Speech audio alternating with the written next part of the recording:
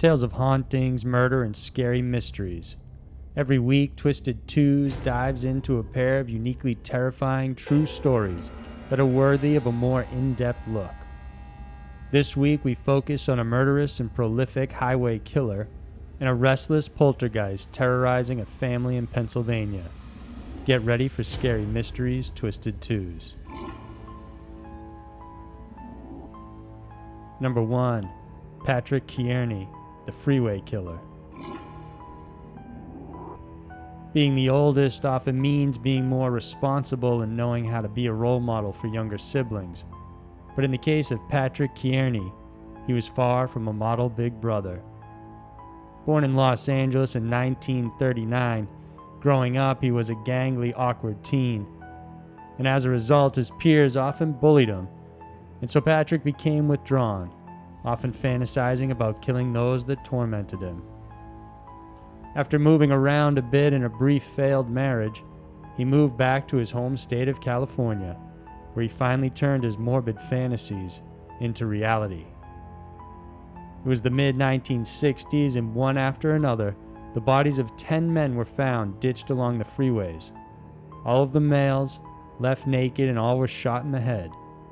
Some of the bodies had been cut into pieces and stuffed inside heavy-duty trash bags, and nearly all of them belonged to the local gay community.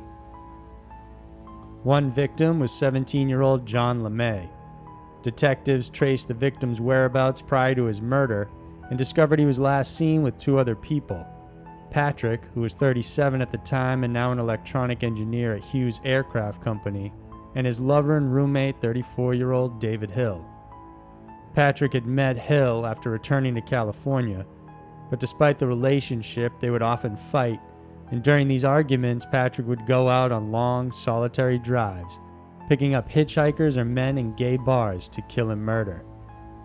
His first known victim was a 19-year-old unidentified male in 1962. His MO would be to take the victim to a secluded spot, and while they were distracted or asleep, he would shoot them in the head with a .22 caliber Derringer. Sometimes he would pursue necrophilia and sodomize the dead victims using X-Acto knives.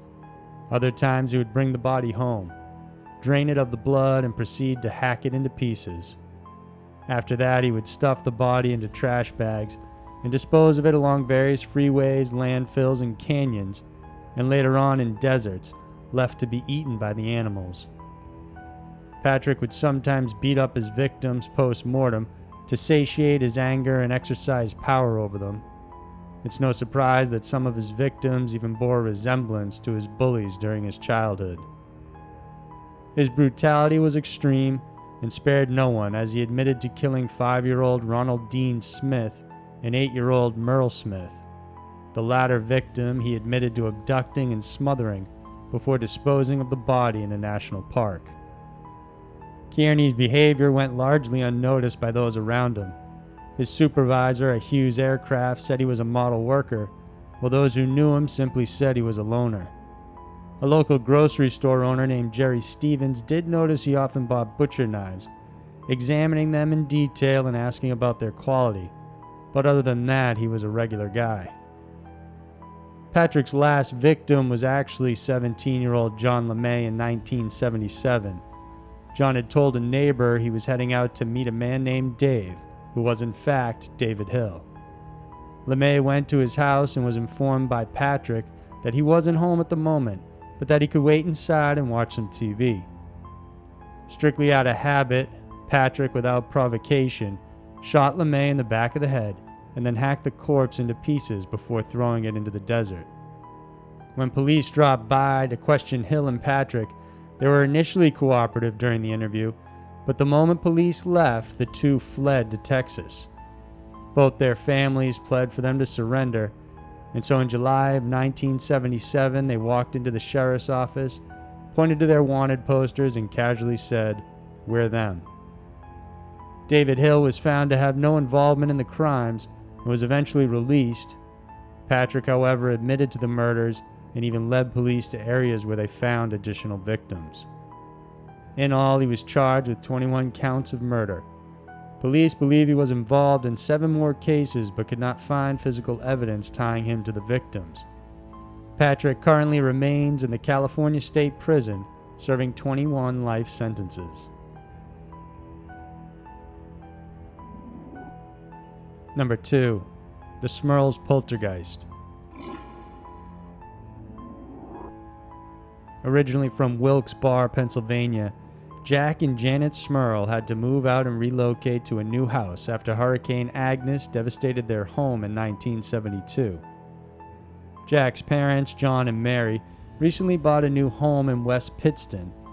It was a duplex, and the arrangement was for John and Mary to live on the right half, while Jack, Janet, and their 4 daughters, Dawn, Heather, and later on twins Shannon and Karen, would stay in the left half. The home was a bit of a fixer-upper, so the family spent time remodeling it, and for the first 18 months everything seemed quiet. But then in January of 1974, the Smurls began noticing odd things in the home. Previously fixed water pipes would keep leaking even though a plumber had fixed them, and an unusual stain appeared on a new carpet seemingly without any cause. Toilets would flush at random even without anyone using them, and one evening the television set burst into flames.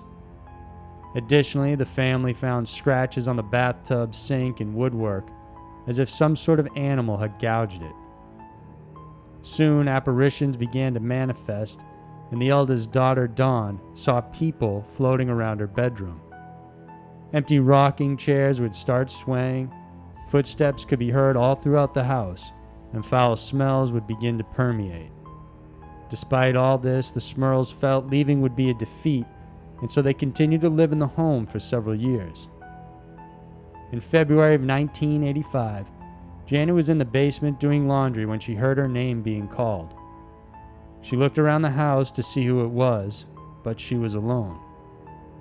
At another time, while in her kitchen, a faceless man appeared to her. The room went cold and the strange apparition walked right through the wall, then appearing in front of Mary, who was on the other side of the house. Neighbors reported hearing screaming and unusual noises coming from the property, even when they knew no one was there. Eventually, these situations escalated and became physically harmful. A large fan fell from the ceiling, nearly killing Shannon one afternoon. Janet would experience being pulled from the bed, and Jack would wake up paralyzed and gagging from a vile odor. Their dog, Simon, would also be repeatedly lifted up by unseen hands and thrown across the room. Feeling defeated by the attacks, the Smurls sought help of demonologist Ed and Lorraine Warren in 1986. The Warrens questioned the family and determined it was possible the spirits or entities were dormant within the home and were awakened as a result of the emotional energy generated by the daughters going through puberty. They identified 4 spirits, 3 of which were human, and 1 was a demon. Attempting to provoke the demon to come out, the Warrens played religious music and chanted prayers. After this, the attacks on the family became more sinister. Jack was molested several times by a succubus, and Janet, as well as Mary, would find unusual scratch and bite marks on their bodies. Dawn was almost killed by a terrible disease, and the demon, it seems, would haunt the family even when outside the home. With nowhere else to turn, they asked the press for help in hopes of finding somebody with answers. Although they initially refused to show their identity, they eventually were uncovered. The Smurls again asked for the help of another medium, who corroborated the Warrens in their findings. Mary Alice Rinkman identified 4 spirits in the home, including that of an elderly woman named Abigail and a dark man with a mustache named Patrick, who had killed his wife and lover and later on was hung by the mob. Famous exorcist Bishop McKenna performed a 3rd exorcism in the home, and various prayer groups were spotted in the house.